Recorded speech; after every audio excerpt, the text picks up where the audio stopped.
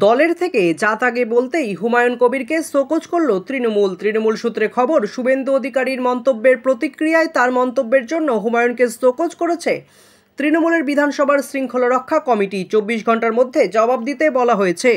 শুভেন্দু অধিকারীর মন্তব্যের প্রেক্ষিতে রাজ্য প্রশাসনের ভূমিকা নিয়ে প্রশ্ন তুলতেই দলের শোকজের মুখে পড়লেন ভরতপুরের তৃণমূল বিধায়ক হুমায়ুন কবির। সঙ্গে মন্ত্রী সিদ্দিকুল্লাহ চৌধুরীকেও তার বক্তব্যের জন্য সতর্ক করেছে তৃণমূল, যার ফলে শুভেন্দুর চ্যাংদোলা মন্তব্য নতুন মাত্রা পেল বলে মনে করা হচ্ছে। তৃণমূল সূত্রে খবর, শুভেন্দু অধিকারীর মন্তব্যের প্রতিক্রিয়ায় তার মন্তব্যের জন্য হুমায়ুনকে শোকজ করেছে তৃণমূলের বিধানসভার শৃঙ্খলা রক্ষা কমিটি। 24 ঘন্টার মধ্যে জবাব দিতে বলা হয়েছে। বৃহস্পতিবার বিধানসভার বাইরে হুমায়ুন বলেন, শুভেন্দু অধিকারী জাতিগত আক্রমণ করছে, কেন প্রশাসন স্বতঃপ্রণোদিত মামলা দায়ের করছে না?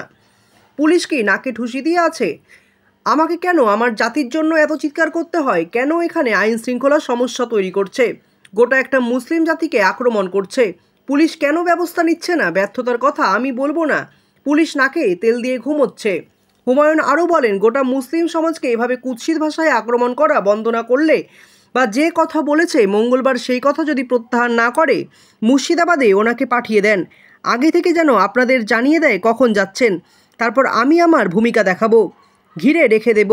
ওই বক্তব্য প্রত্যাহার করলে তবে ছাড়ব, হিম্মত থাকলে ফিরুক না।